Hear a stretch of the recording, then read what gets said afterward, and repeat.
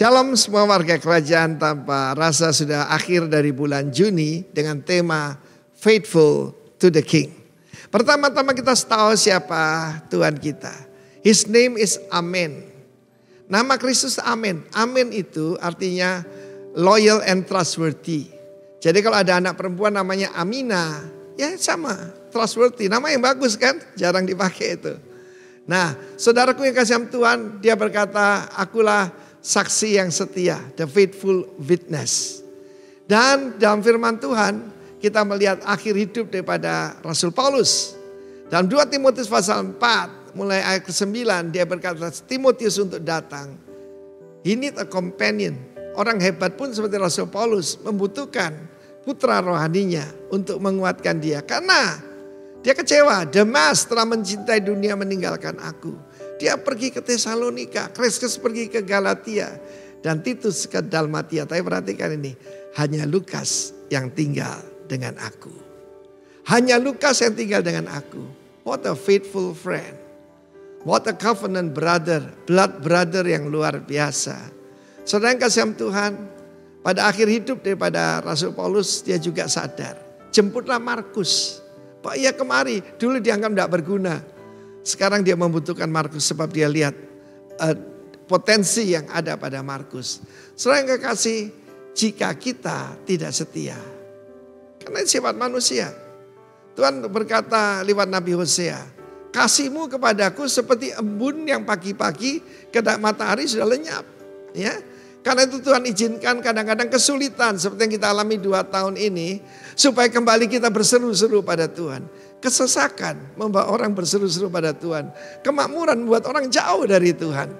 Karena itu saudara yang kasih Tuhan, saya tidak tahu keadaan saudara, tapi jangan pernah meninggalkan Tuhan. Jangan meninggalkan tugas seperti Kreskes, seperti Galatia. Kalau Titus itu bukan meninggalkan, tapi memang ditugaskan. Tetapi companion tetap penting. Hanya Lukas yang tinggal dengan aku. Only Luke is with me. Satu perkataan yang sangat melegakan. Mari kita berterima kasih buat Lukas-Lukas sekitar kita. Saudara, saya punya banyak teman, tapi sahabat tidak banyak. Sahabat itu tahu semua tentang kita, tetapi tetap mengasihi kita apa adanya. Hati-hati pada orang pura-pura jadi teman kita untuk cari kelemahan kita. Itu namanya roh Delilah. Delilah artinya yang melemahkan, ya. Jadi kita lihat di sini ada Demas-Demas dan yang lain ini. Rupanya mereka cuma palsu aja, ya. Karena itu saudaraku, kita mau belajar dari orang-orang yang setia. Yang setia sampai akhir. Di kaki pada salib cuma ada beberapa wanita dan Yohanes. Rasul Yohanes membuktikan dirinya sebagai sahabat yang paling setia. Karena itu saudaraku, ketika Yohanes menyebut dirinya murid yang dikasihi Yesus, dia tahu itu anugerah Tuhan. Kan semua orang dikasihi oleh Yesus, tapi murid yang mengasihi Yesus. Dia sebut dirinya murid yang mengasihi Yesus, bukan dikasihi, yang mengasihi. Karena itu rupanya ada satu rahasia di sini. Mau tetap setia sampai akhir, mengasihi Tuhan. Obedient to the King and faithful to the end, to our King of Kings, Tuhan kita Yesus Kristus. Mari setiap daripada kita minta kesetiaan sampai akhir. Sebab Tuhan berkata, ketika aku datang, apakah mendapatkan iman di bumi? Yang dicari Tuhan apa? Yang setia. Kiranya Tuhan memberkati kita semua dan kita dikenal sebagai saksi yang setia dari Tuhan Yesus. Meskipun banyak tantangan, we will reign with Him. God bless you. Amin. Amin. Kita mau ditemukan sebagai orang yang setia? Amin. Sebab orang yang setia itu jarang ditemukan. Jadilah orang yang setia, Anda akan beruntung. Pagi hari ini mari kita nikmati hadirat Tuhan. Kami bersyukur Tuhan. Sebab double grace itu sedang kami alami Tuhan. Amin. Bahkan bukan hanya untuk kami. Seluruh jemaat Tuhan akan mengalami double grace. Bahkan kota kami Sumbawa Tuhan akan dipakai, dunia sedang melihat ke arah Sumbawa Tuhan. Yes. Kami percaya ini bukan sebuah kebetulan. Ada rencana Tuhan yang dahsyat.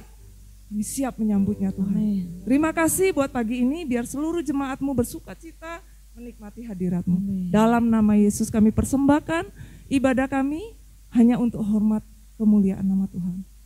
Dalam nama Yesus. Amin. Mari kita bersuka cita pagi hari ini saudaraku. Kita bangsa yang dipilih oleh Tuhan.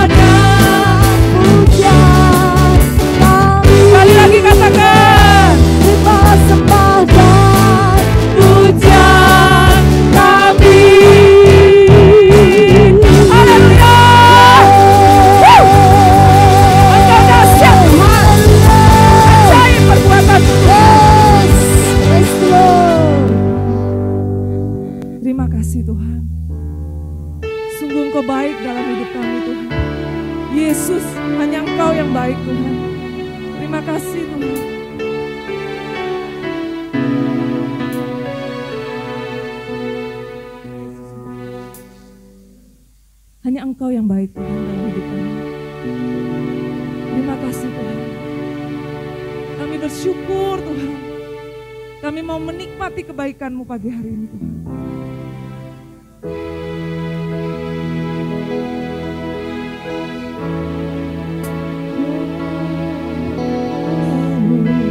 Hadirat-Mu ada di tempat ini Tuhan. Kami mau datang dengan hati yang haus dan lapar akan Engkau. Biarlah setiap hati menjadi bejana yang terbuka, yang siap untuk menampung aliran berkat Tuhan.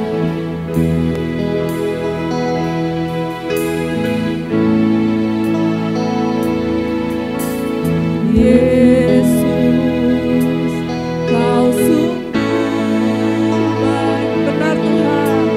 Yesus, nama-Mu indah. Yesus, ku cinta Kau selalu, ku tinggikan, ku agungkan selamanya. Yesus, Kau sungguh baik. Yesus, nama-Mu indah. Amin Tuhan. Yesus, ku cinta Kau selalu, ku tinggikan.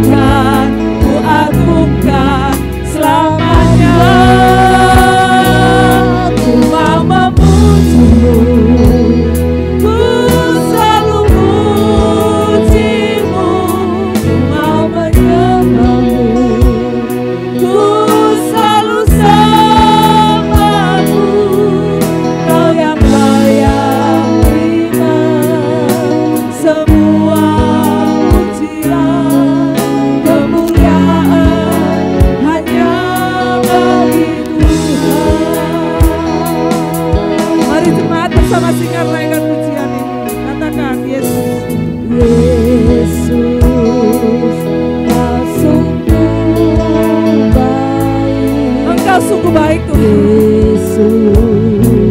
Namamu itu indah Tuhan. Tidak ada yang lebih dahsyat daripada Engkau Tuhan. Kami ingin selalu mengasihi-Mu Tuhan. Dengan segenap hati dan jiwa selamanya.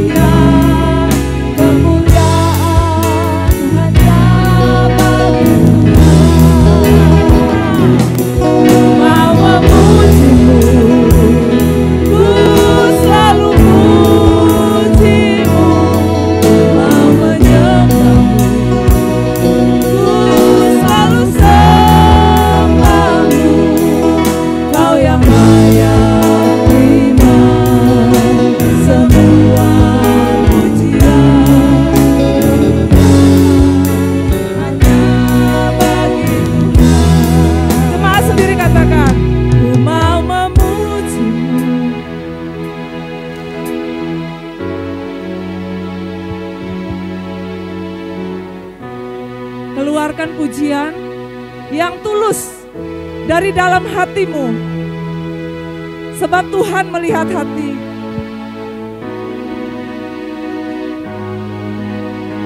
Hanya Dia yang layak menerima semua pujian.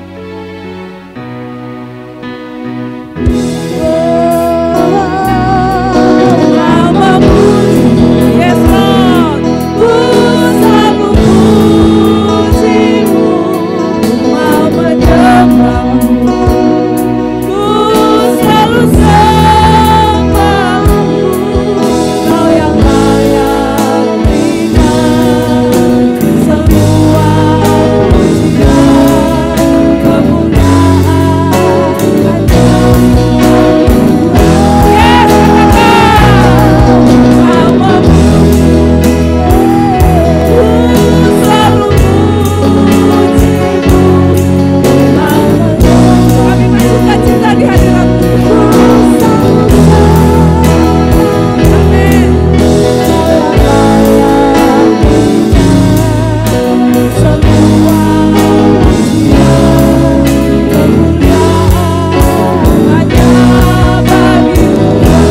pujian,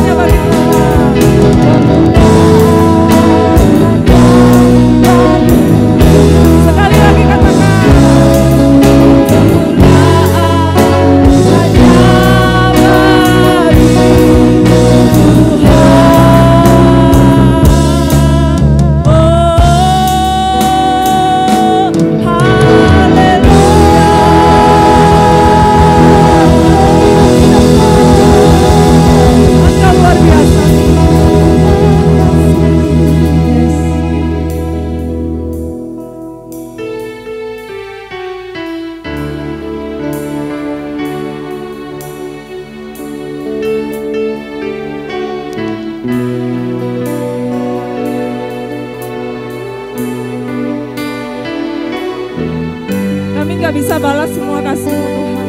Terlalu besar dalam hidup kami. Bahkan nyawa-Mu Kau berikan buat kami Tuhan. Dengan apa kami balas semua itu Tuhan? Hanya bisa memberikan diri untuk menjangkau jiwa-jiwa.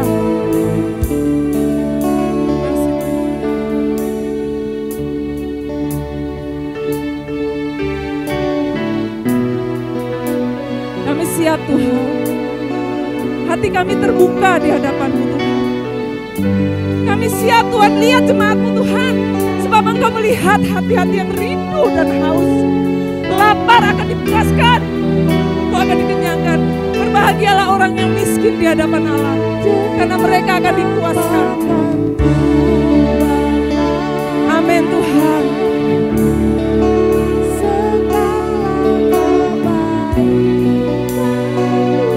Terima kasih Yesus. Segenap hatiku menyembah-Mu Yesus.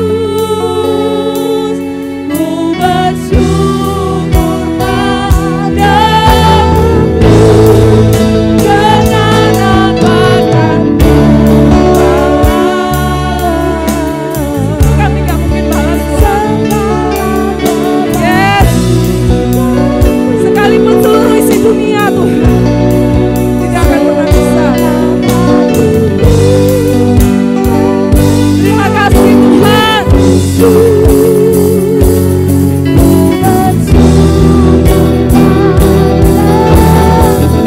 Yes, dengan apakan segala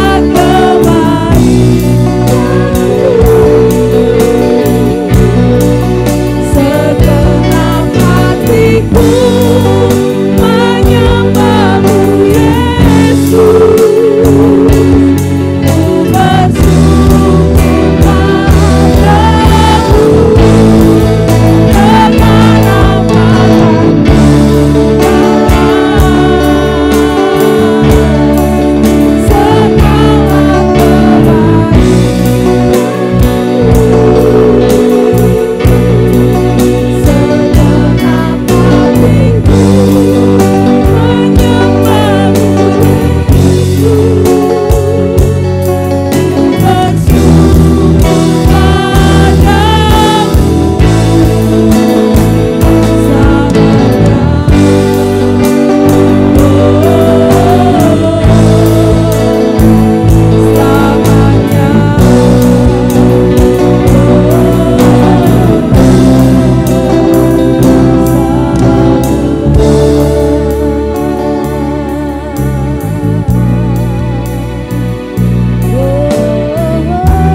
saudara nikmati kebaikan Tuhan.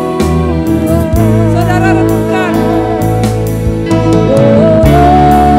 Mungkin ada begitu banyak peristiwa di masa lalu yang begitu menyakitkan buat kita. Kita gak bisa lahir. Pilih lahir dari keluarga mana. Jangan sesali itu saudara. Sebab engkau telah ditentukan sejak dari dalam kandungan ini. Dia punya tujuan yang besar dalam hidupmu. Jangan sia-siakan waktu yang ada. Ini saatnya penuaian jiwa-jiwa sudah diangkat pintu. Sambut jiwa-jiwa itu. Mereka akan mengejar saudara.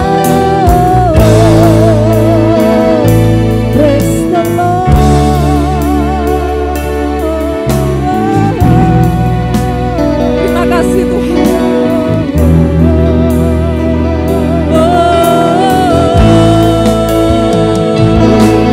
Hidup kami adalah milik Tuhan. Hidup bahkan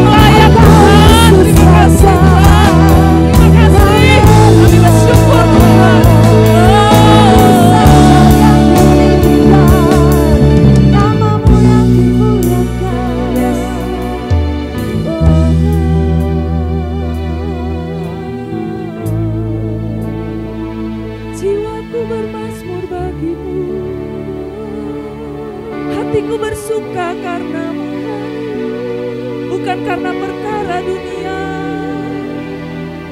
tapi karena ada Engkau dalam kami. Siapakah lawan kami?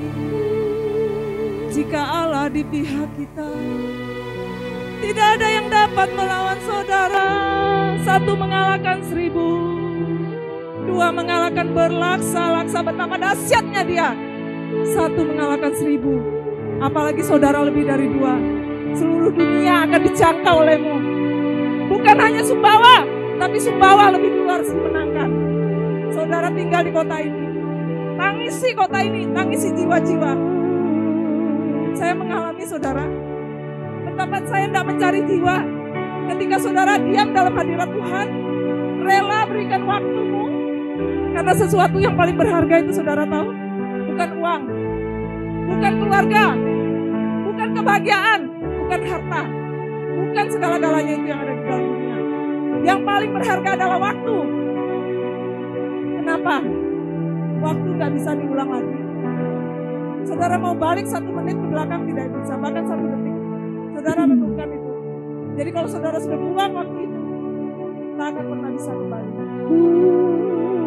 Jadi kenapa Tuhan bilang, berikan waktu, itu yang paling berharga saudara. Saudara akan rasakan mati saudara pada waktu saudara berikan itu waktu. Bangun jam 3, siap gak? Ngantuk. Saya dibawa Tuhan luar biasa, sampai saya gak bisa tidur 2 hari. Saya bilang, Tuhan, aku berserah kepadamu, apapun Tuhan kehendakmu, jadilah atas hidupku.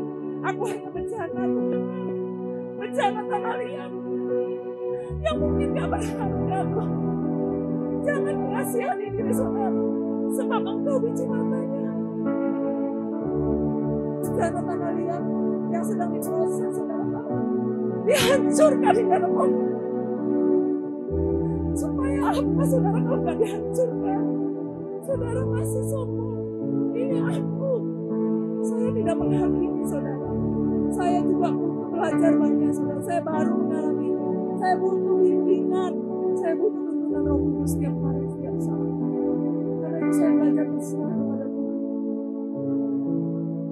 Saudara bisa konfirmasi lewat firman Tuhan. Benar enggak? Saudara konfirmasi lewat sukacita dan api yang saudara rasakan. Ada tidak? Perubahan hidup ada tidak? Dalam diri saudara dan saya. Buah yang akan berbicara. Tidak usah ngomong, Tuhan bilang batu tidak akan berteriak.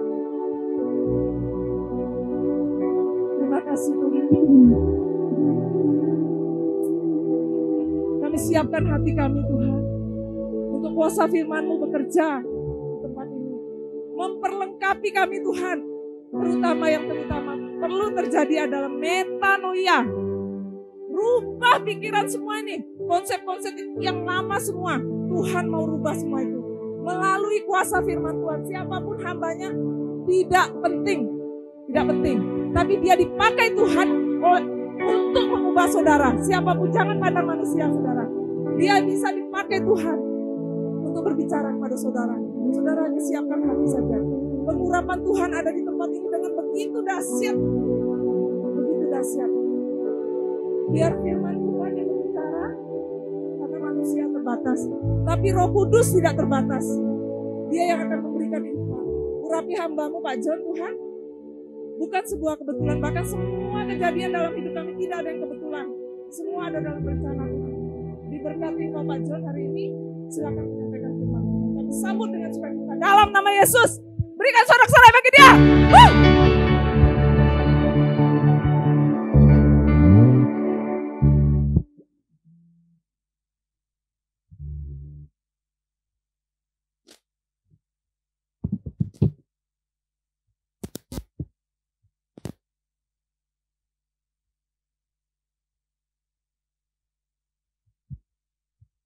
Shalom. Shalom. Puji Tuhan. Pagi hari ini kita boleh hadir di sini, kita tahu semua ini bukan karena kuat dan karena kita. Kemurahan Tuhan. Saya selalu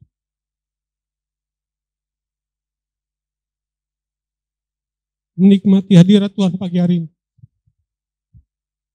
Sejak saya masuk, saya sudah merasakan, saudaraku, hadiratnya ada di tempat kita.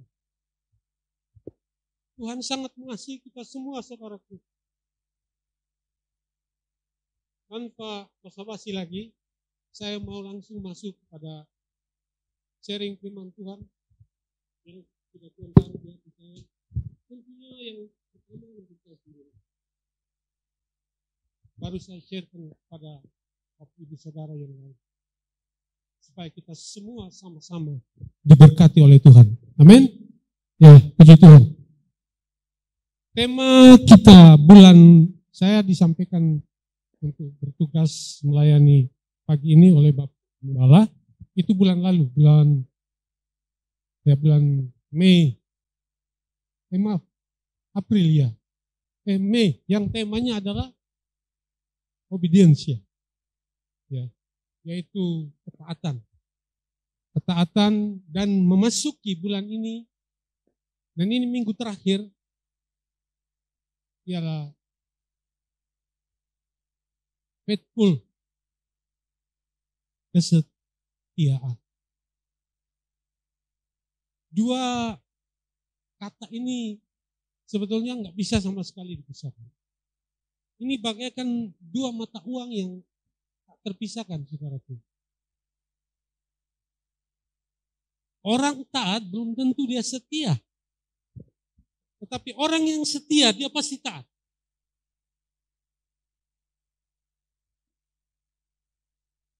Di dalam Kamus Besar Bahasa Indonesia, KBBI, saya melihat arti dari kesetiaan. Kesetiaan punya arti adalah berpegang teguh atau taat pada janji. Ketika kita bicara tentang ketaatan dan kesetiaan, itu juga punya kaitan dengan perjanjian. Bapak Ibu tahukah bahwa Alkitab kita terdiri dari apa? Perjanjian baru dan perjanjian lama. Ada dua kali Tuhan membuat janji dengan umatnya di dalam perjanjian lama kepada Israel.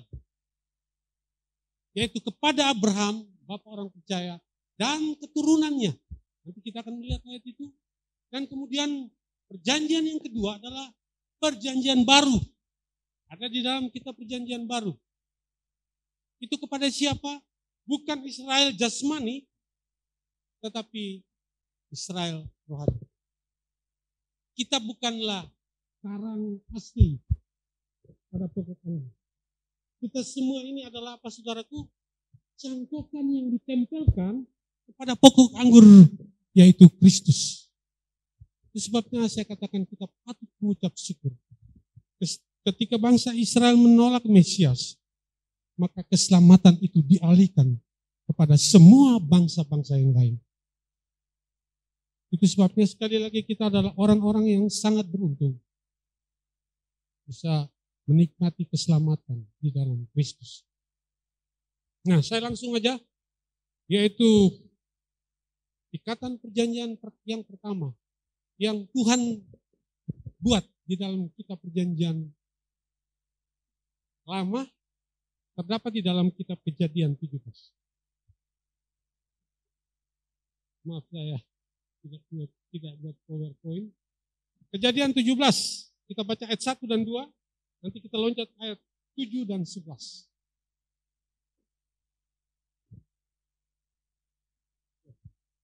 Kejadian 17. Ketika Abraham berumur 99 tahun, maka Tuhan menampakkan diri kepada Abraham dan berfirman kepadanya, "Akulah Allah yang Maha Kuasa. Hiduplah di hadapanku dengan tidak bercela." Selanjutnya, ketika aku akan mengadakan perjanjian antara aku dan engkau, dan aku akan membuat engkau sangat banyak. Inilah perjanjian pertama Tuhan dengan manusia melalui Abraham. Terus ayat loncat, ayat 11 sampai 17.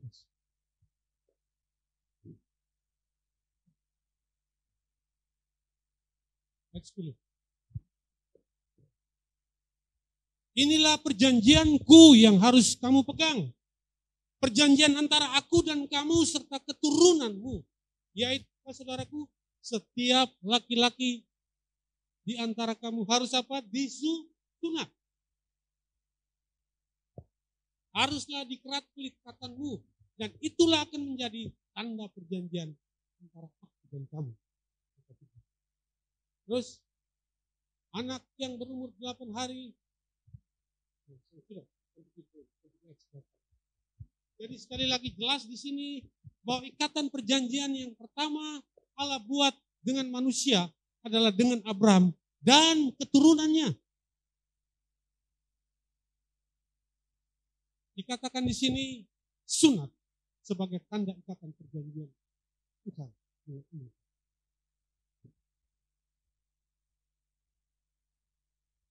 Dan di setiap ikatan perjanjian itu pasti melibatkan Tuhan.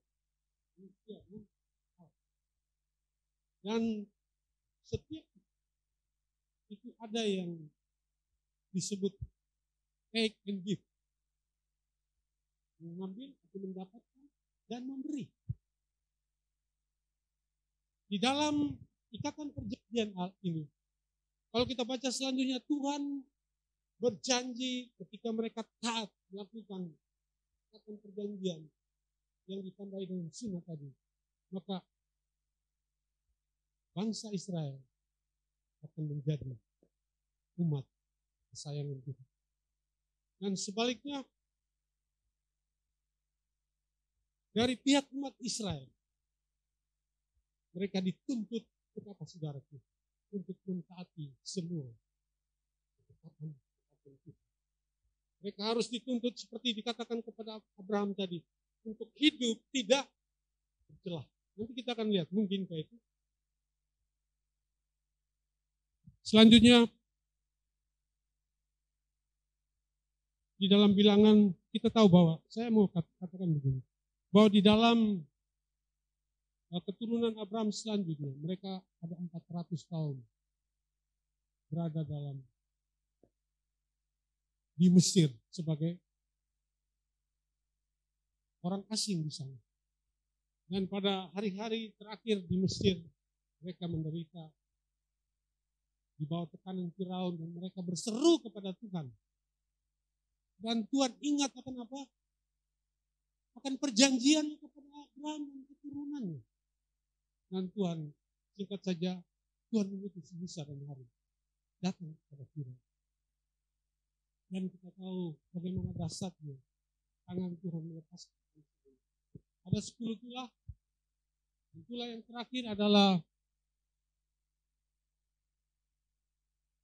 terakhir adalah kematian anak sulung dari manusia sampai kepada hewan. Dan itu hanya terjadi di Mesir, tidak terjadi di Goshen, di mana orang Israel tinggal. Barulah mereka dibawa keluar, kemudian Tuhan membelah laut merah. Mereka bisa menyeberang. Kemudian Firaun dan tentaranya mati di sana. Namun ini bangsa yang memang keras kepala, saudaraku.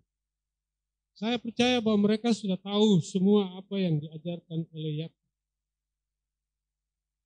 Karena anak-anak Yakub ada 12 orang merupakan cikal bakal dari bangsa Israel.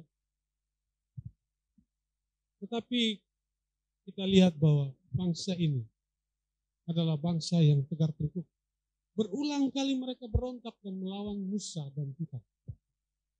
Padahal dengan mata kepala sendiri mereka mengalami bagaimana mujizat-mujizat yang Tuhan lakukan di Mesir. Bagaimana mereka menyaksikan laut terbelah dan mereka bisa melewatinya. Tetapi mereka melakukan hal-hal yang menyakiti hati kita. Kita tahu apa saja yang mereka sudah buat. 2 minggu lalu sempat di-share juga oleh Bapak Gembala tentang mereka menuntut air dan sampai Musa harus mengaketannya. Dalam emosinya disuruh berfirman malah dia memukul. Tetapi puncak daripada kemarahan Tuhan kepada bangsa ini ketika mereka memberontak kepada Musa dan Tuhan karena mereka terpengaruh oleh 10 pengintai yang membawa kabar Tuhan. Itu kejadian ada di dalam Kejadian pasal 14 yang kita akan lihat. Saya namakan generasi yang keluar dari Mesir sampai di padang paran. Ini adalah angkatan atau generasi yang pertama yang keluar dari Mesir. Nanti generasi yang kedua atau angkatan yang kedua itu adalah mereka yang lahir, anak-anak bangsa Israel yang lahir di padang gurun, yang tidak pernah mengalami mujizat, yang tidak pernah menyaksikan Laut Merah terbelah dua. Mereka lah yang akan masuk ke tanah Kanaan. Kita lihat Bilangan 14. Bilangan pasal 14 ayat 1 dan 2. Lalu umat itu mengeluarkan suara nyaring dan bangsa itu menangis pada malam itu. Ayat 2. Bersungut-sungutlah semua orang Israel kepada Musa dan Harun. Dan segenap umat itu berkata kepada mereka, sekiranya kami mati di tanah Mesir atau di padang gurun ini. Terus. Mengapakah Tuhan membawa kami ke negeri ini supaya kami tewas oleh pedang dan istri serta anak-anak kami menjadi tawanan? Bukankah lebih baik kami pulang ke Mesir? Mereka memberontak karena mereka tidak percaya bahwa Tuhan sanggup membawa mereka masuk ke tanah Kanaan. Karena di sana ada orang-orang raksasa, orang enak. Itu informasi yang mereka dapat dari 10 pengintai. Sementara Yosua dan Kaleb berkata, walaupun di sana ada orang enak, tetapi kita akan mengalahkannya dengan nama Tuhan. Jadi di dalam kemarahan mereka, sebetulnya perkataan yang mereka keluarkan itu adalah kutuk untuk diri mereka sendiri. Dan di dalam Bilangan 14 ayat 27, apa Tuhan katakan? Berapa lama lagi umat yang jahat ini akan bersungut-sungut kepadaku? Segala sesuatu yang disungut-sungutkan orang Israel kepadaku telah kudengar. Terus katakanlah kepada mereka, demikian aku yang hidup. Demikianlah firman Tuhan, bahwasanya seperti yang kamu katakan di hadapanku, demikianlah akan kulakukan kepadamu. Apa yang mereka katakan tadi di ayat 1 dan 2?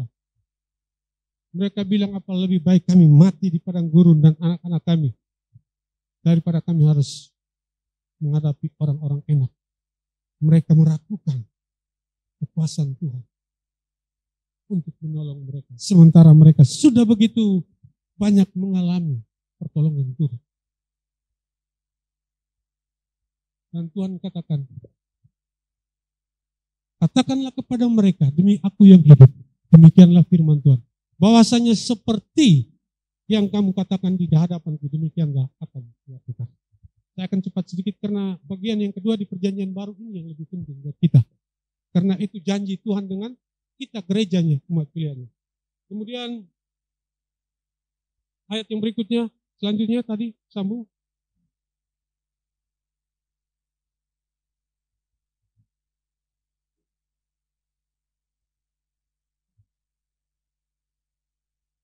Bahwasanya kamu ini tidak akan masuk ke negeri yang dengan mengangkat sumpah telah kujanjikan akan kuberi kamu diambil, kecuali Kaleb bin Yefune dan Yosua bin Nun. 2 orang pengintai yang percaya bahwa mereka akan masuk merebut Kanaan dengan pertolongan Tuhan. Kemudian ayat 31, lanjut. Tentang anak-anakmu yang telah kamu katakan mereka akan menjadi tawanan, mereka lah yang akan kubawa masuk supaya mereka mengenal negeri yang telah kamu hinakan itu. Terus, tetapi mengenai kamu, bangkai-bangkaimu akan berhantaran di padang gurun. Masih lanjut. Dan anak-anakmu akan mengembara sebagai pengembala di padang gurun. Berapa lama saudaraku? 40 tahun lamanya. Dan akan menanggung akibat ketidaksetiaan sampai bangkai-bangkaimu habis di padang gurun. Ayat 34. Sesuai dengan jumlah hari yang kamu mengintai negeri itu. Ada berapa hari? para pengintai itu pergi? 40 hari. Ya. 1 hari dihitung apa? 1 tahun. Dan hitungan itu dimulai dari padang paran ketika mereka memberontak. Ya. 1 tahun. Jadi 40 tahun lamanya kamu harus menanggung akibat kesalahanmu. Supaya kamu tahu rasanya. Jika aku berbalik daripadamu. Saudaraku, akibat ulah para orang tua mereka. Anak-anak mereka harus menanggung akibatnya. Kenapa harus 40 tahun? Ya sesuai dengan 40 hari mereka pergi mengintai, saudaraku. Di dalam Bilangan 13 ayat 25, coba lihat. Bilangan 13 ayat 25.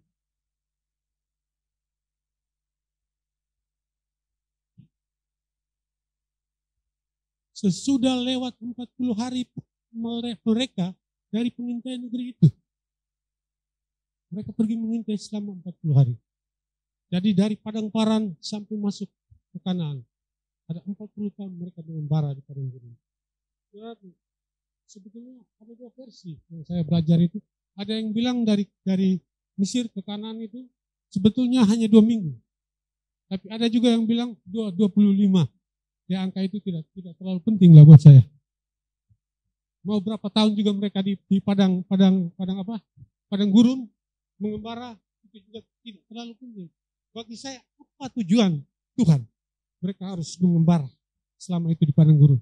Yang pertama adalah supaya semua angkatan yang lahir di Mesir yang tidak percaya kepada Tuhan mati di padang gurun, saudaraku. Dan anak-anak mereka yang lahir di padang gurun yang tidak mengalami mujizat di Mesir, tidak menyaksikan atau tidak mengalami Laut Merah terbelah. Selama di padang gurun mereka belajar bagaimana hanya karena pertolongan Tuhan mereka bisa masuk ke tanah. Itu sebabnya dikatakan di dalam Bilangan 6, yang saya lihat, saya mau bagikan adalah bahwa Tuhan berkata, selama 40 tahun di padang gurun itu tujuannya adalah untuk merendahkan hati bangsa ini. Mereka bisa menyaksikan bagaimana mereka diberi makan mana dari langit. Ketika mereka butuh daging, burung puyuh didatangkan, diterbangkan ke perkemahan orang Israel. Bahkan mereka saking rakus memakan sehingga banyak yang mati. Maka ada kuburan di sana yang disebut kuburan apa? Orang-orang rakus. Ya. Kemudian pakaian di badan mereka selama 40 tahun tidak menjadi busuk. Ada tiang awan pada waktu siang untuk melindungi mereka dari panas di padang gurun. Dan pada waktu malam ada tiang api yang menghangat mereka. Pada malam hari di padang gurun itu suhunya tidak tahu persisnya berapa. Katanya orang di bawah 0 derajat, jadi dingin sekali. Makanya Tuhan melindungi mereka dengan tiang api. Sungguh luar biasa, saudaraku. Ini adalah pelajaran untuk mereka yang generasi yang lahir di padang gurun ini. Bahwa mereka bisa melewati padang gurun sampai ke Kanaan. Itu semua semata-mata karena pertolongan Tuhan saja. Amin. Ya. Selanjutnya, bangsa ini setelah mereka masuk ke bangsa generasi kedua, maksud saya yang setelah masuk di dalam di Kanaan, apa yang mereka lakukan? Ternyata mereka tetap hidup di dalam kejahatan, walaupun mereka sudah mengulangi pertolongan Tuhan.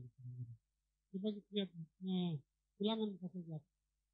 Kitab Ulangan ini adalah kitab yang ditulis ulang oleh Musa. Untuk apa? Untuk mengajar generasi yang lahir di padang gurun, yang tidak mengalami mujizat sebelumnya.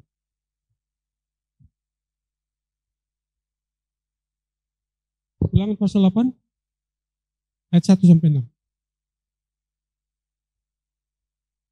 Segenap perintah yang kusampaikan kepadamu pada hari ini, haruslah kamu lakukan dengan setia, supaya kamu hidup dan bertambah banyak, dan kamu memasuki serta menduduki negeri yang dijanjikan. Dengan sumpah kepada nenek moyang. Terus, ingatlah kepada seluruh perjalanan yang lakukan atas kehendak Tuhan Allahmu di padang gurun selama 40 tahun ini dengan maksud merendahkan hatimu, mencobai engkau untuk mengetahui apa yang ada dalam hatimu, yakni apakah engkau berpegang pada perintahnya atau tidak. Terus, jadi ia merendahkan hatimu, membiarkan engkau lapar dan memberi engkau makan mana yang tidak kau kenal dan yang juga tidak dikenal oleh nenek moyangmu, untuk membuat engkau mengerti bahwa manusia hidup bukan dari roti saja, tetapi manusia hidup dari segala yang diucapkan Tuhan. 4. Pakaianmu tidaklah menjadi buruk di tubuhmu dan kakimu tidaklah menjadi bengkak selama 40 tahun itu. Maka haruslah engkau insaf, sadar bahwa Tuhan Allahmu mengajari engkau seperti seorang mengajari anaknya. Selanjutnya, oleh sebab itu haruslah engkau berpegang pada perintah Tuhan Allahmu dengan hidup menurut jalan yang ditunjukkannya dan dengan takut akan Dia. Tetapi faktanya, kenyataannya, setelah mereka masuk ke Kanaan, mereka justru tidak hidup dalam takut akan Tuhan. Itu sangat terlihat dari kitab Nabi Yesaya pasal 1. Sehingga melalui Nabi Yesaya Tuhan berkata keras kepada angkatan yang kedua yang masuk Kanaan ini, saudara. Yesaya 1 ayat 2 sampai 4 dan 10 loncat ke 10. Dengarlah hai langit dan perhatikanlah hai bumi, sebab Tuhan berfirman, aku membesarkan anak-anak dan mengasihinya, tetapi mereka memberontak terhadap aku. Terus, lembu mengenal pemiliknya, tetapi Israel tidak. Keledai mengenal palungan yang disediakan tuannya, tetapi umatku tidak memahaminya. Lanjut. Celakalah bangsa yang berdosa, kaum yang syarat dengan kesalahan, keturunan yang jahat, anak-anak yang berlaku buruk. Mereka meninggalkan Tuhan, menista yang Maha Kudus, Allah Israel, dan berpaling membelakangi Dia. Loncat ayat yang ke-10 sampai 15. Dengarlah firman Tuhan, hai pemimpin-pemimpin manusia Sodom. Perhatikanlah pengajaran Allah kita, hai rakyat manusia Gomora. Angkatan yang masuk ke Kanaan ini, mereka disamakan dengan orang-orang Sodom dan Gomora, saudaraku. Saudara tahu Sodom dan Gomora dijungkir balik, dibakar habis kota itu, dua kota itu, dengan api belerang dari langit. Selanjutnya, untuk apa itu korbanmu yang banyak-banyak? Firman Tuhan, aku sudah jemu akan korban-korban bakaran berupa domba jantan dan akan lemak dari anak lembu gemukan, darah lembu jantan dan domba-domba dan kambing jantan. Tidak kusukai. Terus, apabila kamu datang menghadap aku, siapakah menuntut itu daripadamu? Bahwa kamu menginjak-injak pelataran bait suciku. 13, jangan lagi membawa persembahanmu yang tidak sungguh, sebab baunya adalah kejijikan bagiku. Kalau kamu merayakan bulan baru dan sabat atau mengadakan pertemuan-pertemuan, aku tidak tahan melihatnya karena perayaanmu itu penuh dengan kejahatan. Selanjutnya, perayaan-perayaan bulan barumu dan pertemuan-pertemuan yang tetap, aku benci melihatnya. Semuanya itu menjadi beban bagiku. Aku telah payah menanggungnya. Ayat yang ke-15. Apabila kamu menadakan tanganmu untuk berdoa, aku akan memalingkan mukaku, bahkan sekalipun kamu berkali-kali berdoa, aku tidak akan mendengarkannya. Ngeri, saudara. Ngeri, sangat ngeri waktu saya baca itu. Tuhan, kiranya kondisi seperti ini tidak terjadi dengan jemaat kita di tempat ini. Saya bilang kita ya termasuk saya. Itu sebabnya kita harus mengikut Tuhan sungguh-sungguh. Maukah kita datang duduk, menyanyi, tetapi seperti di dalam kitab Yesaya juga yang diulang oleh Tuhan Yesus di dalam perjanjian baru, Injil Matius, bahwa bangsa ini beribadah kepadaku hanya dengan apa? Mulut. Hati mereka jauh daripadaku. Mengerikan, saudara. Mereka beribadah, tetap beribadah kepada Tuhan. Mempersembahkan korban. Perayaan-perayaan mereka lakukan. Kalau perayaan tentu ada musik, tari-tarian dan sebagainya. Kalau orang Israel. Tapi ya, Tuhan bilang, aku benci melihat itu semua. Aku tidak tahan lagi. Mengerikan semua. Itu sebabnya lewat firman Tuhan hari ini, saya ingin kita semua mengintrospeksi diri. Tidak ada dari kita yang tidak kebal dosa. Jangan sampai kita sementara duduk menyanyi, memuji Tuhan. Tetapi itu hanya keluar dari mulut kita. Sementara Tuhan melihat hati kita. Melakukan hal-hal yang menyakiti hatinya dia. Amin saudaraku. Ketika saya baca dan merenungkan ini, saya menangis sendiri. Tuhan, jangan sampai hal seperti ini terjadi dengan hidup. Sekarang kita beralih ke perjanjian baru, saudara. Mari kita lihat. 1 Petrus pasal 2 ayat 9. Tadi kita menyanyi apa pujian? Yang pertama, kita dipilih. 1 Petrus pasal 2 ayat yang ke-9. Kamulah bangsa yang terpilih, imamat yang rajani, bangsa yang kudus, umat kepunyaan Allah sendiri.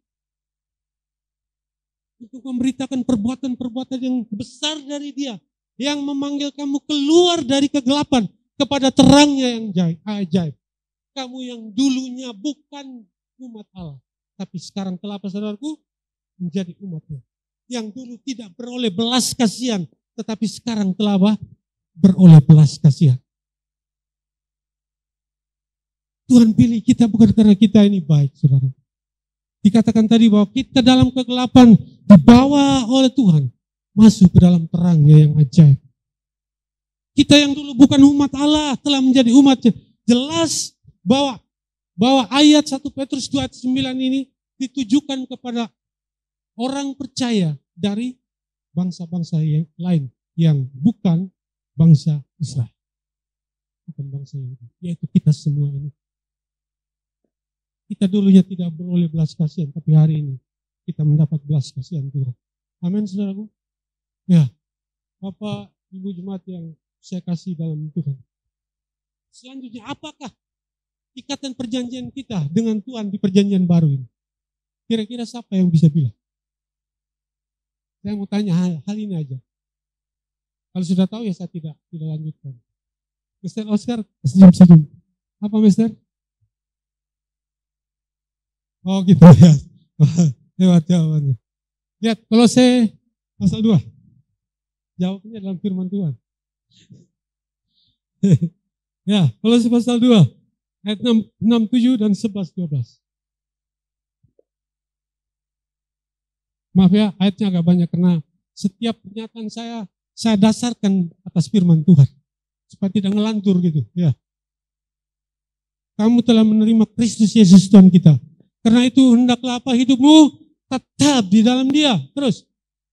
Hendaklah kamu berakar di dalam Dia dan dibangun di atas Dia. Hendaklah kita, supaya termasuk saya, bertambah teguh dalam iman yang telah diajarkan kepadamu. Dan hendaklah hatimu melimpah dengan syukur. Loncat. Selanjutnya. Ayat 11-12. Ayat 11-12. Dalam Dia kamu telah apa? Disunat.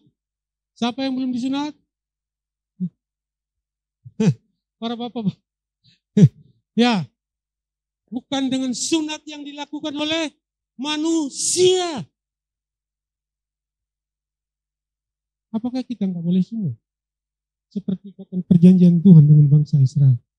Ayat ini membatalkan sunat di dalam orang percaya. Kita boleh sunat sih, tapi alasannya hanya untuk kesehatan, ya, kebersihan, kesehatan.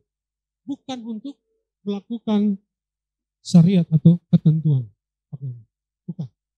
Ya.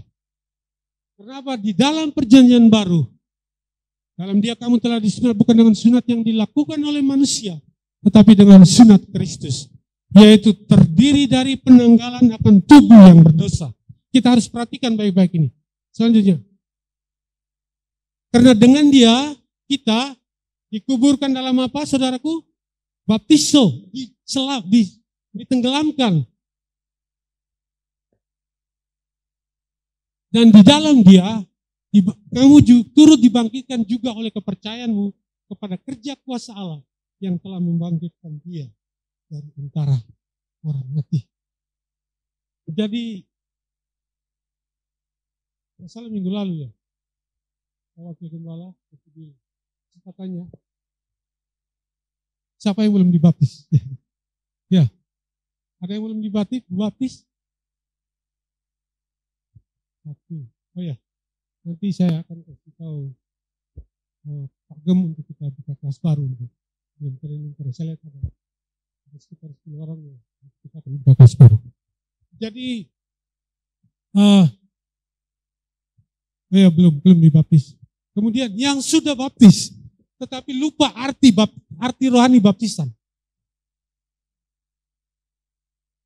Jangan anggap enteng saudaraku. Ini adalah ikatan perjanjian kita dengan Tuhan. Kalau di dalam perjanjian lama itu sunat, tapi di dalam perjanjian baru itu baptisan air. Kenapa cara pembaptisan menurut tata gereja kita bukan ratiso itu dipercik dengan air? Saya tidak sedang mau menyinggung doktrin gereja lain, tidak. Cuma yang saya mau bilang, kita mengenal baptiso. Baptiso punya arti menenggelamkan dan mengeluarnya kembali.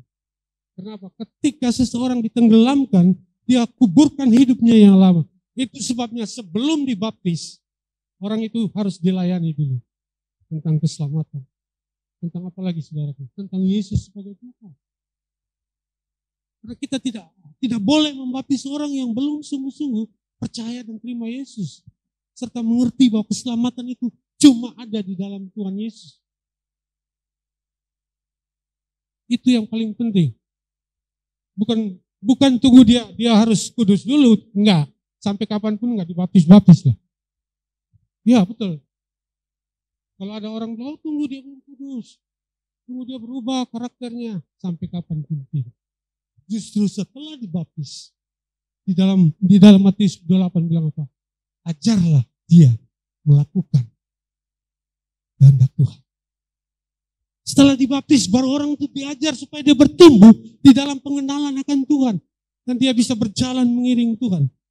Sesuai dengan Tuhan. Nah, di dalam ikatan perjanjian kita, melalui baptisan air ini, apa bagian kita yang harus kita taati, kita lakukan? Apa yang bagian kita yang harus kita taati sebagai pengikut Kristus?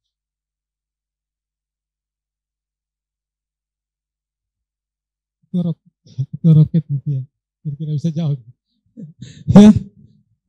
Ya, jadi saya bukan tahu juga, saya juga baru belajar, semua kita sama-sama belajar.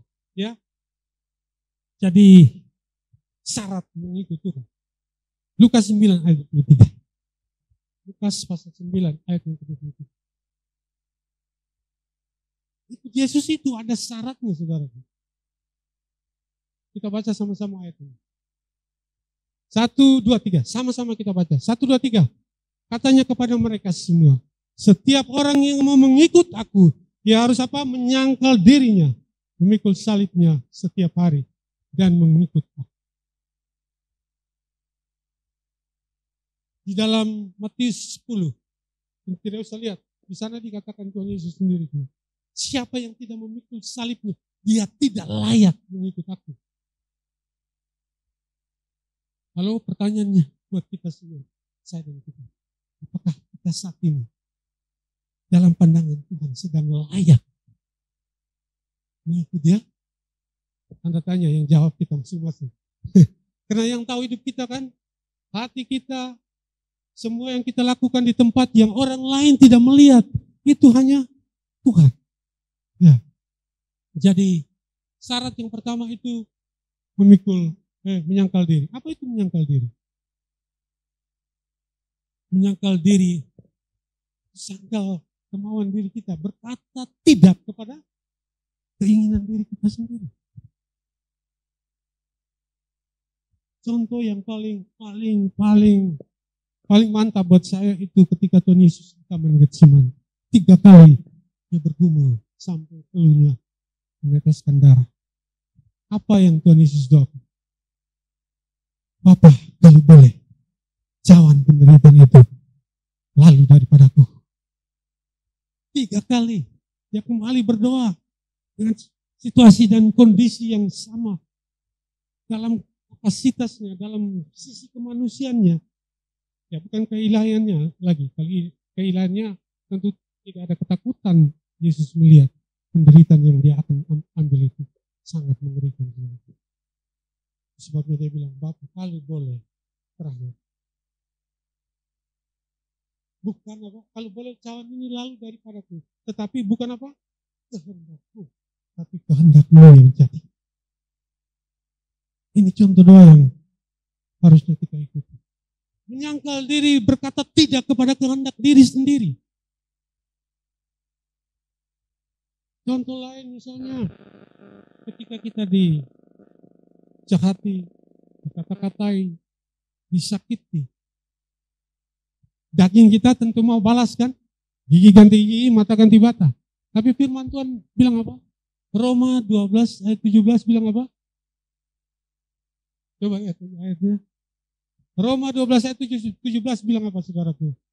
Bilang apa? Jangan balas kejahatan dengan kejahatan. Tetapi balaslah. Janganlah membalas kejahatan dengan kejahatan. Lakukanlah apa yang baik bagi semua orang. Sakit kan daging? Disakiti orang, dikata-katai orang. Tapi firman Tuhan berkata, janganlah membalas kejahatan dengan kejahatan. Lakukanlah apa yang baik bagi semua. Kalau kita membalas kebaikan dengan orang baik, itu semua orang bisa. Tapi membalas kebaikan dengan kejahatan yang kita terima, itu hanya kemampuan Tuhan yang bisa memampukan kita. Amin. Ya. Jadi yang berikutnya, menyangkal diri adalah berkata tidak kepada keinginan diri sendiri. Kalau mau ikut hawa nafsu kedagingan kita, yang menyakiti hati Tuhan,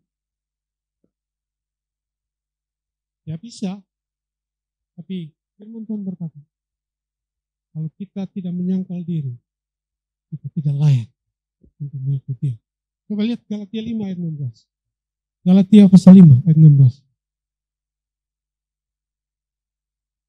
Kita harus menyangkal semua keinginan nafsu-nafsu kedagingan kita. Yang kalau kita lakukan itu menyakiti hati Tuhan.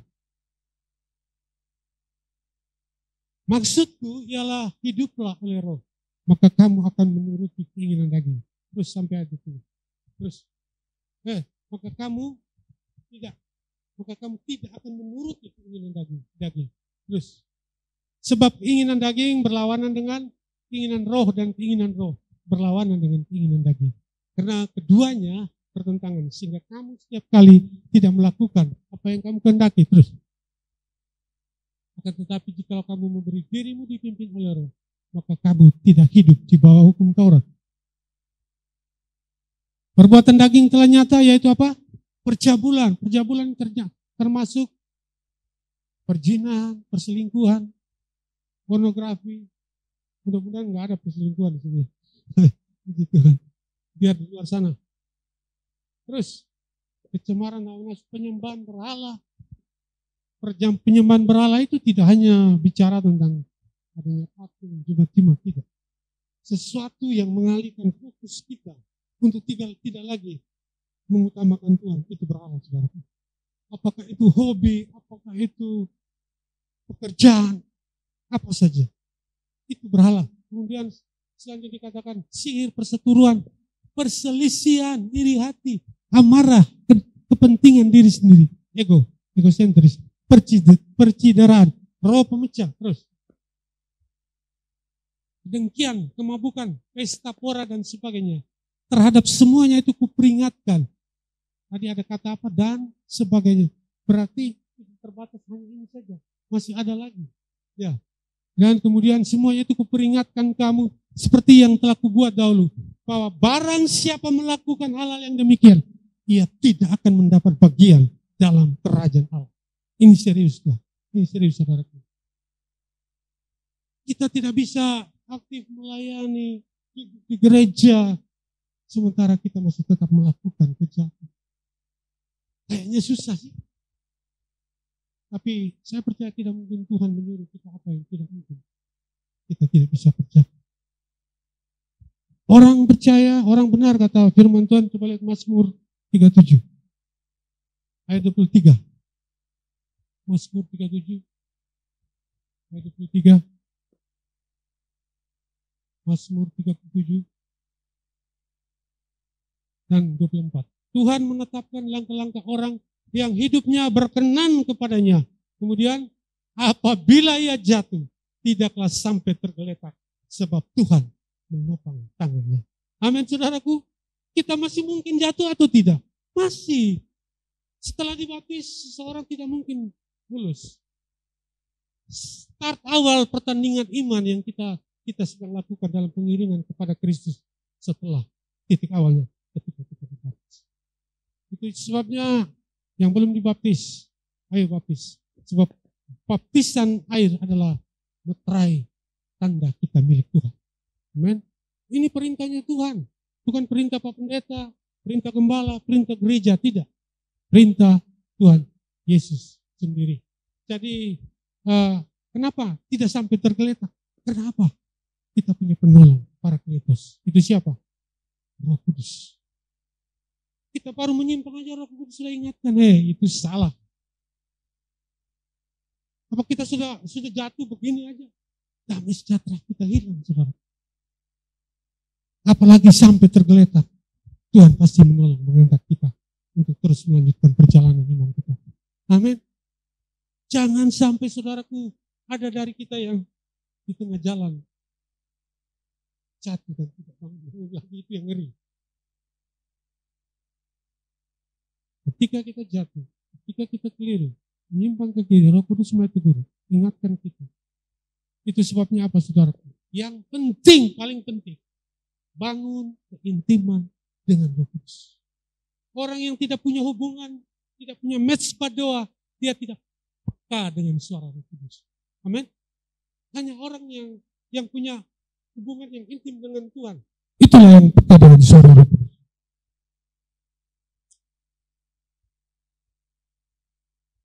Dan ketika Roh Kudus mengingatkan kita, jangan mengeraskan hati.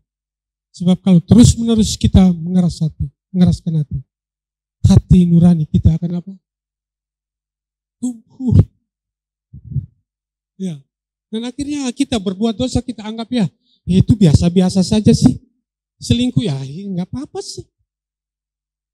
Pornografi, biasa-biasa normal zamannya. Apalagi saudara, menipu sedikit-sedikit dalam bisnis ya biasalah. Semua orang banyak bikin begitu juga kok. Banyak saudaraku, berjudi, gak apa-apa, itu kan rekreasi. Ya, banyak orang anggap saya karena ini saya punya ipar sendiri. Saya bilang, kenapa sudah tua kok? Pergi judi itu kan kalau judi kartu duduknya pagi, sampai besok pagi lagi gak kerasa. Enggak, supaya dia jangan pikun katanya, otaknya bisa main. Aduh, bahaya ini saya pikir. Enggak, ini serius ya, ipar saya sendiri. Ya saya tentu etisnya tidak boleh kasih sebut orangnya siapa kan. Ya, cuma ini kan repot ini kalau seperti ini, saudara. Kalau mau berhenti judi, aduh gak enak. Yakinnya berteriak. Caranya kita harus bangun hubungan dengan Tuhan. Kenapa? Manusia itu terdiri dari 3 bagian. Ada dikotomi tapi ada trikotomi. Trikotomi itu begini. Ini tubuh, ini jiwa, dan ini roh. Tubuh ini dia akan mengerjakan apa saja yang diperintahkan oleh jiwa, pikiran, perasaan, dan kehendak. Dan jiwa kita, pikiran, perasaan, dan kehendak ini dikontrol oleh roh kita. Bahayanya kalau roh kita dikontrol oleh setan. Tidak ada area abu-abu dalam Tuhan, saudaraku. Hanya 2, hitam atau putih. Hitam atau putih, semua disayang Tuhan. Ya, saya hitam, jadi dia putih. Mr. Oscar coklat, kita semua disayang Tuhan. Makanya firman ini datang untuk mengingatkan kita, ikut Tuhan itu enggak boleh main-main. Ya, amin. Amin, saudaraku. Ya, jadi apa tadi sampai di mana? Ya. Tidak ada area abu-abu. Tengah-tengah. Kita tinggal pilih, hanya 2 pilihan. Mau pilih yang hitam atau pilih yang putih. Terserah Bapak, Ibu, dan Saudara. Ketika kita membangun hubungan dengan Tuhan, roh kita kuat. Oleh karena Roh Kudus yang mengendalikan. Itu akan mengendalikan jiwa kita, pikiran, perasaan, dan kehendak. Tadi dikatakan salah satu arti pertobatan adalah metanoia, pembaruan pikiran. Ya. Dan kemudian jiwa kita akan mengendalikan tubuh kita. Dan anggota tubuh kita ini tinggal melakukan apa yang diperintahkan oleh roh melalui jiwa kita. Itu tadi celakanya kalau roh kita dikendalikan oleh bapa pendusta, yaitu setan. Sebaliknya, kalau Roh Kudus yang menguasai roh kita, mengendalikan roh kita, dan akan terus ke jiwa kita, pikiran, perasaan, dan kehendak kita, di bawah kontrol roh kita yang sudah dikendalikan oleh Roh Kudus, akan terus diteruskan kepada tubuh kita. Sehingga seluruh anggota tubuh kita akan melakukan apa yang menyenangkan Tuhan. Amin. Amin. Jadi yang penting di sini adalah bangun mezbah doa pribadi. Ini pesan saya khusus untuk bagian ini. Tanpa itu kita tidak mungkin. Kita hanya datang duduk gereja, iya Pak Gemde, oh hadir. Ada yang absen dulu, saya tukang absen, hadir. Tapi nanti mereka ada di sebelah saya kan nggak lihat kasat mata dia coret. Hadir, tapi tidak menyenangkan hati Tuhan, bahaya saudaraku. Ya kita lihat di, jangan waktu saya lewat. Kita lihat di Matius 7. Matius 7, tahu ini arah ayatnya. Matius 7 ayat 21 dan 22. Kita baca sama-sama, 1, 2, 3. Bukan setiap orang yang berseru kepadaku Tuhan, Tuhan akan masuk ke dalam kerajaan surga, melainkan dia yang melakukan kehendak Bapakku. Pertanyaan buat kita, buat saya. John, engkau sudah melakukan kehendak Bapa atau tidak? Atau engkau sedang hidup melakukan kehendak dagingmu? Itu pertanyaan untuk kita jawab, saudara. Selanjutnya, pada hari terakhir banyak orang akan berseru kepadaku, Tuhan, Tuhan, bukankah kami bernubuat demi namamu dan mengusir setan demi namamu dan mengadakan banyak mujizat demi namamu juga? Lanjut. Pada waktu itulah aku akan berterus terang kepada mereka dan berkata, aku tidak pernah mengenal kamu. Enyahlah daripadaku, kamu sekalian pembuat kejahatan. Ini untuk hamba-hamba Tuhan, orang-orang yang melayani Tuhan. Kita kan nggak tahu. Saya berdiri di sini, Bapak Ibu Saudara, lihat saya di luar, kan gagah batiknya, ada hitam putihnya, umjonnya ganti. Tapi Tuhan lihat hati kita dan hidup saya ketika seluruh jemaat tidak melihat. Dan kalau saya tidak benar-benar menjaga hidup saya tidak kudus, Tuhan bilang apa? Kuduslah kamu karena aku kudus. Maka ketika saya bertemu dengan Tuhan, Tuhan akan berkata, pada waktu itulah aku akan berterus terang. Aku tidak pernah mengenal kamu. Enyahlah daripada kamu sekalian pembuat kejahatan. Oke, terakhir salib. Menyangkal diri dan pikul salib. Ya. Pikul salib. Mungkin dalam hal ini saya coba melihat ada beberapa pendeta punya pandangan, pendapat yang tidak persis sama, beda-beda gitu ya. Tidak masalah sih. Ya. Jadi kalau mungkin saya dengan waktu di pandangannya agak beda-beda sedikit tidak. Yang penting bukan hal yang mendasar tentang iman Kristen. Ya. Jadi pikul salib itu bicara tentang penderitaan. Salib itu kan menderita. Berat salib itu. Sampai Tuhan Yesus sendiri sanggup enggak pikul sampai di Golgota? Sanggup? Tidak. Siapa yang ganti? Bapak Oscar Jarot. Maaf ya buat ya, ada suami saya di bukan yang menggantikan, yang membantu Yesus adalah Yusuf, bukan Yusuf, apa? Simon orang Kirene. Ini yang benar ini. Saya juga lupa kok. Sama saya dengan saudara sama. Saya lupa. Jadi nggak usah galau. Saya juga lupa aja. Nggak tahu lagi. Ya, jadi perlu dibantu. Tuhan Yesus sendiri perlu dibantu. Sampai di atas bukit-bukit. Salib itu bicara tentang penderitaan. Ada mungkin punya pendapat lain, it's okay lah. Karena saya acuannya firman Tuhan. Filipi pasal 1 lagi. Filipi pasal 1 ayat yang ke-29.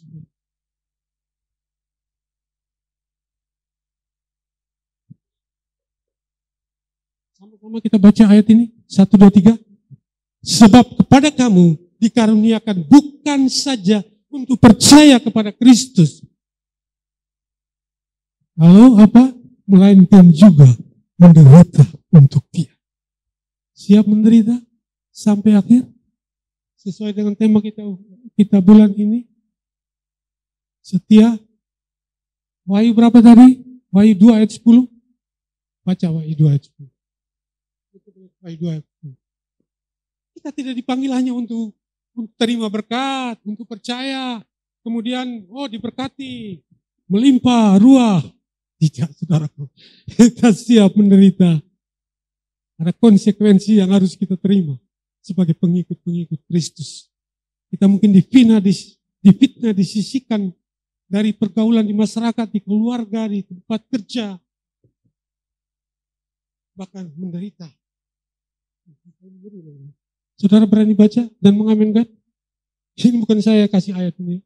Ini ayat dari ya, kita baca sama-sama. 1, 2, 3. Jangan takut terhadap apa yang harus engkau derita.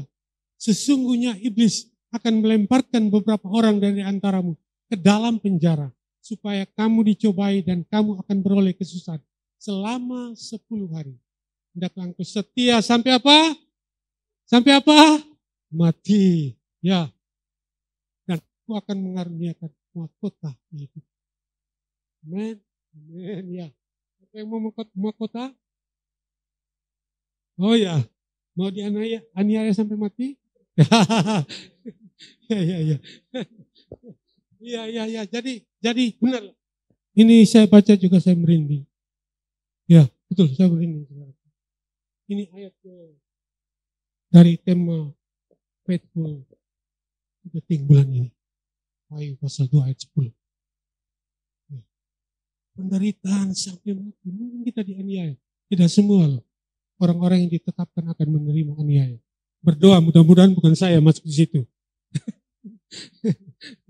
Ya, tetapi kalaupun saudara akan dianiaya sampai mati, nggak usah takut.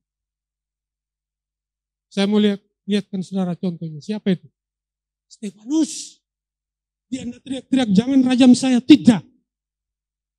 Malah mukanya kelihatan apa? Bercahaya, saudaraku. Artinya dia tidak merasakan sedikit pun kesakitan. Ketika saya baca ini, ya Tuhan, kalau Engkau mengizinkan saya harus mengalami ini, saya siap Tuhan. Tapi saya percaya saya tidak akan mengalami kesakitan itu. Siap, Lydia? Saudara bukan siap. Siap. Semua jemaat siap? Ya, amin. Haleluya. Oke, ayat yang terakhir. Sudah lewat waktu mungkin. Ya, hampir. Kurang 1 jam.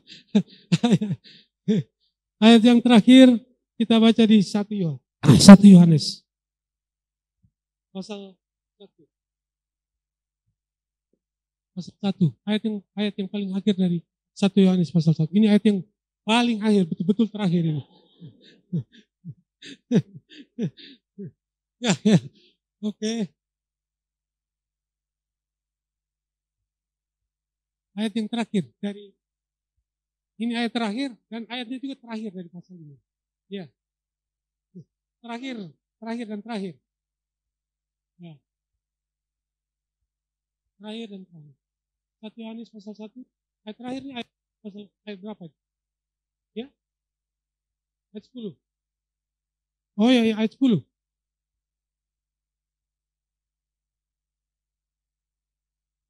Ya, selanjutnya.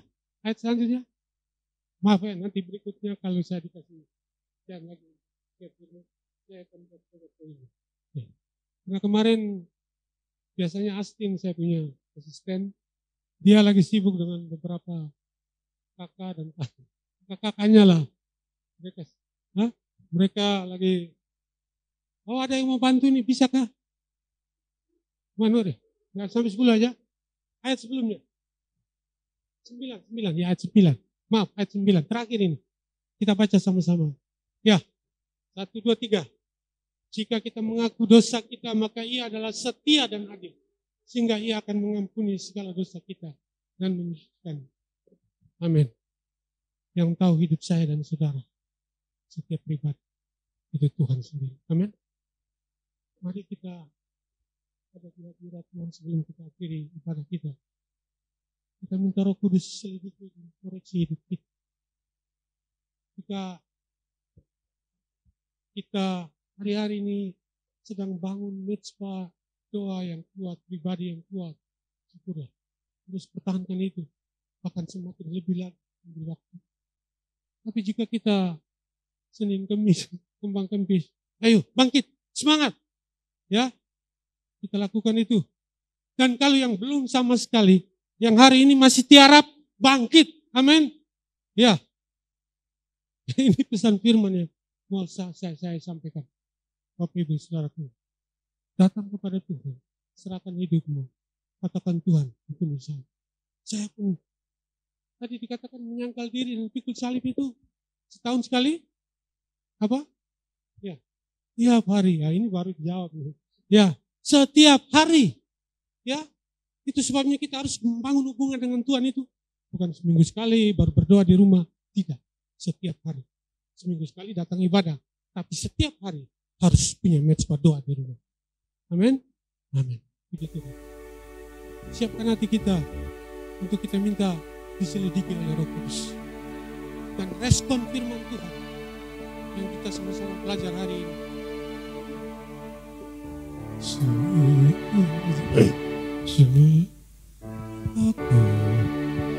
Aku lihat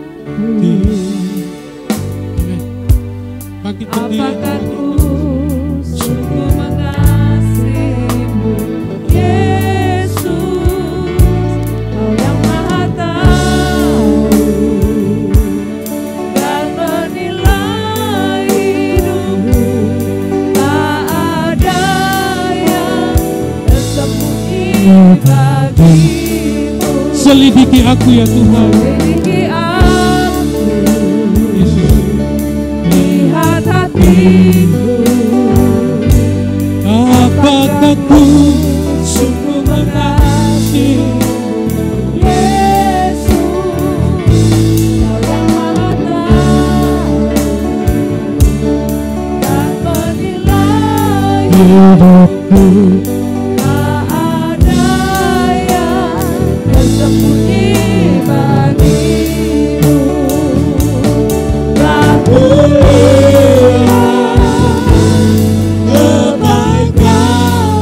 Amin. yang tak pernah habis hidupku. Ku berjuang Ku berjuang sampai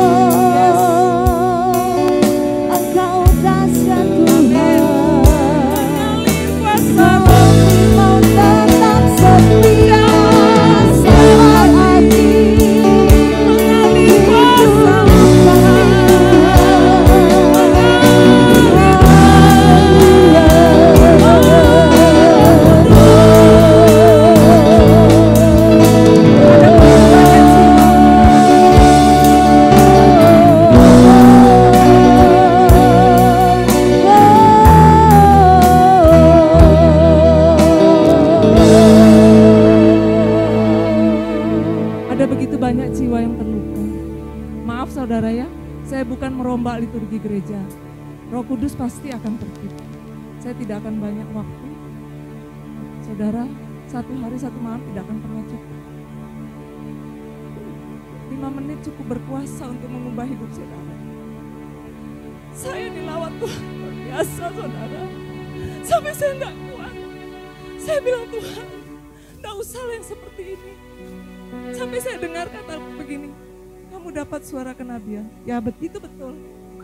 Tapi saudara tahu kenapa saya keras? Karena saya itu orangnya saklek. Bilang tidak. Jadi ketemu sama karunia Nabi. Wow, saya enggak bisa. Saya bilang saya lepas sudah Tuhan. Enggak bisa, ini karunia. Kamu diberikan bukan kamu minta. Enggak bisa lepas. Sakit saudara, saya proses sakit. Nangis saya. Tidak banyak orang yang bisa terima. Maaf saya bilang ini. Tapi saya mau belajar saudara. Tunduk otoritas. Pak Gembala, Potudi, semua GKK, pendoa. Saya tunduk otoritas. Saya minta bimbingan mereka. Karena saya baru mengalami saudara. Baru lebih dari kasih mula-mula jauh. Karena waktu saya dengar double grace. Mana Tuhan dalam hidupku double grace itu mana? Kok aku gak alami ya? Ternyata sekarang saudara lebih dari double grace itu. Karena apa? Ini bukan hanya sekedar suara kenabian. Memang betul suara kenabian. Betul itu, tidak salah. Saudara tahu? Hati Tuhan. Itu yang ada di dalam saya. Semua yang dikupas Pak John tuh ayat Alkitab itu terjadi, tidak ada satu kata pun yang terlewatkan. Tidak ada. Bahkan kejadian setiap hari. Sampai saya gini, saya mau melangkah itu takut saudara. Kedahsyatan Tuhan itu loh, ikut di belakang. Kemuliaan Tuhan tuh loh dilihat sama orang. Saya ketemu orang di pasar begini, lihat saya, apa sih yang dilihat? Cahaya kemuliaan Tuhan saudara. Kalau saudara mau alami ini, tinggal buka saudara. Dan siap bayar harganya. Harganya mahal saudara. Waktumu, hidupmu, nyawamu. Kalau kamu mau alami, nyawa harus berikan. Saya cukup ya Roh Kudus yang bekerja. Terima kasih. Sebelum kita bersyafaat, mari semua yang bisa bahasa roh. Kirapatako rasande bakorase. Kirapatako yes. Terima semuanya pagi hari ini. Kirapasa dakoramase. Dibakato karasako.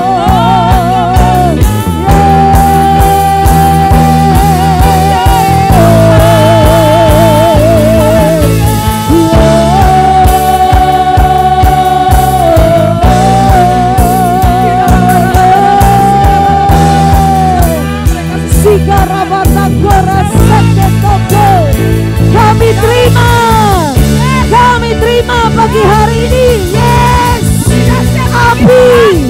api dari surga mengalir. Kira basa darase, api dari surga sambola boise, api yang akan membakar.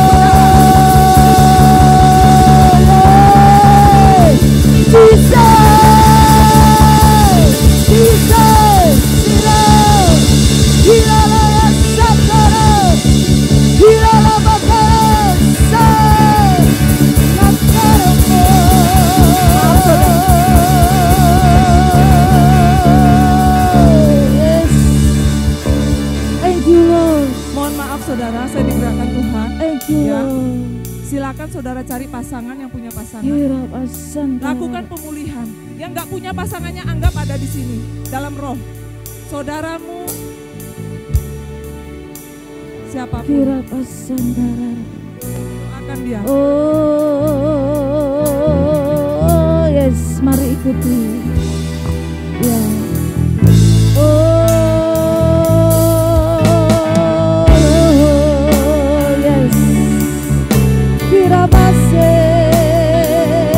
Boleh sebelahnya untuk berdoa. Jesus, oh yeah. Terima kasih Tuhan, sebab Engkau besar. Terima kasih Tuhan,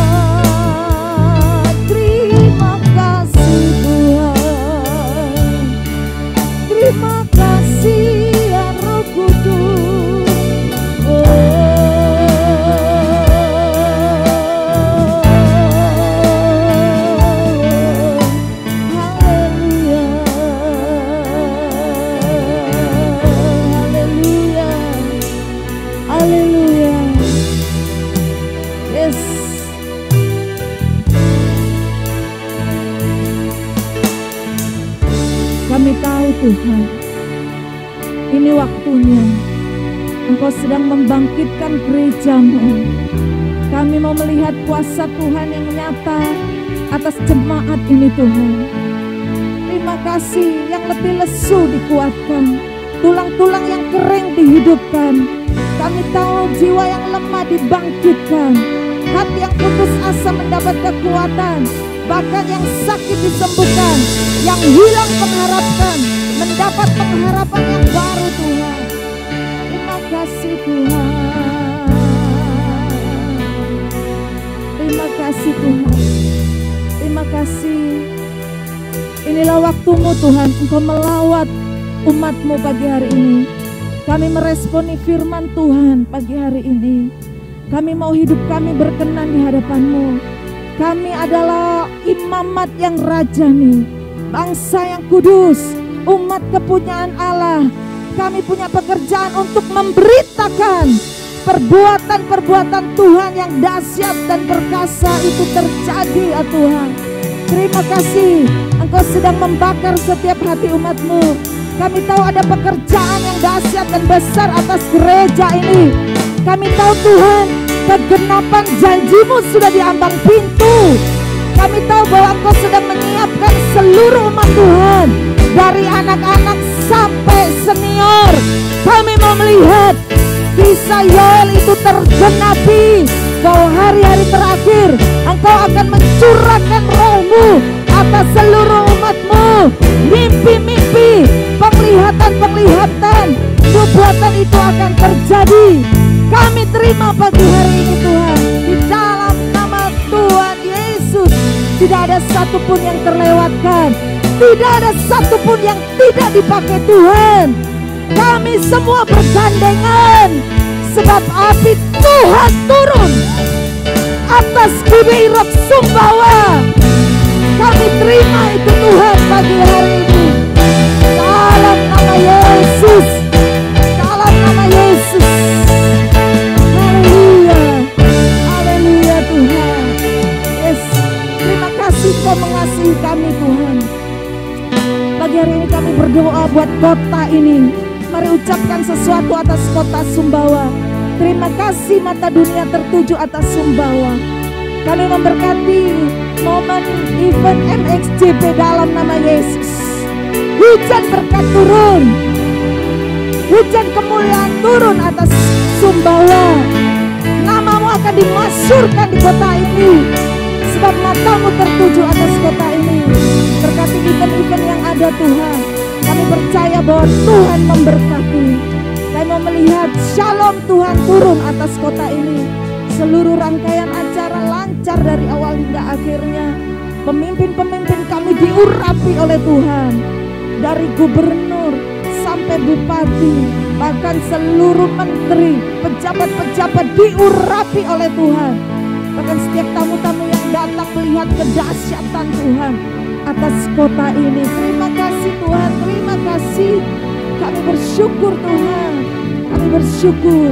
Tuhan juga memberkati presiden kami yang berkunjung ke negara-negara. Perlindungan Tuhan menyertai, hikmat Tuhan menyertai. Bahkan setiap langkahnya, genapi janji-Mu atas Indonesia.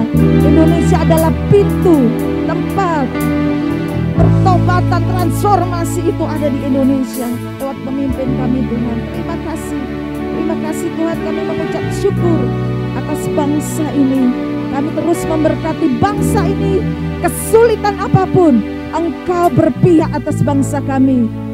Atas kesulitan ekonomi, politik, apapun Tuhan yang bekerja atas bangsa ini. Terima kasih Tuhan. Hari ini kami memberkati jemaat-jemaat Tuhan yang membutuhkan pelayanan diakonia. Kami melepaskan berkat atas mereka. Hari ini mereka mengalami kuasa Tuhan. Segala hal yang mereka perlukan Tuhan cukupkan. Bahkan pintu-pintu yang baru Tuhan akan perlebar untuk pelayanan diakonia kami. Bukan hanya pemimpin-pemimpin yang bergerak, kami semua Tuhan bergerak untuk pelayanan diakonia ini. Terima kasih. Pagi hari ini kami mau memberi persembahan diakonia. Kami memberikan rasa syukur kami kepada Tuhan, Allah yang hebat dan luar biasa. Terpujilah nama Tuhan. Kami persembahkan seluruh doa kami di dalam nama Tuhan Yesus. Haleluya. Amin.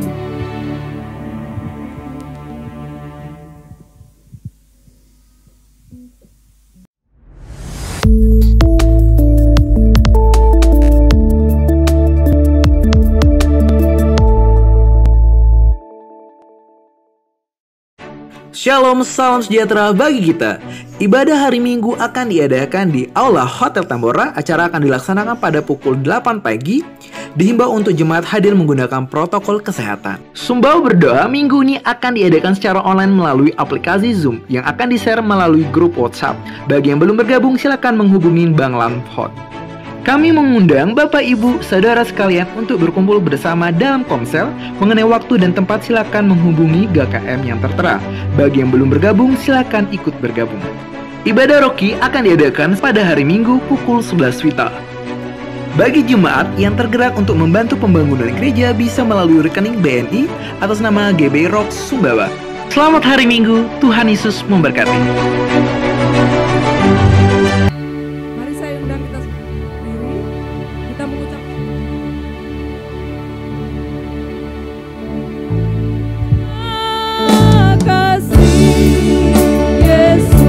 Ucapkan syukur saudara yang melimpah.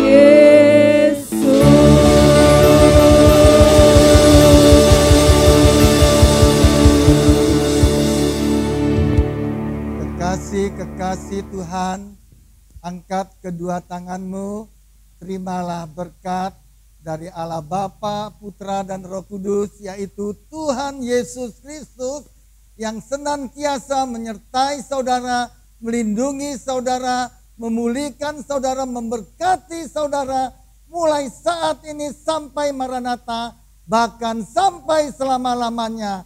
Semua yang percaya dan yang sudah diberkati sama-sama katakan, amin. Tuhan Yesus memberkati.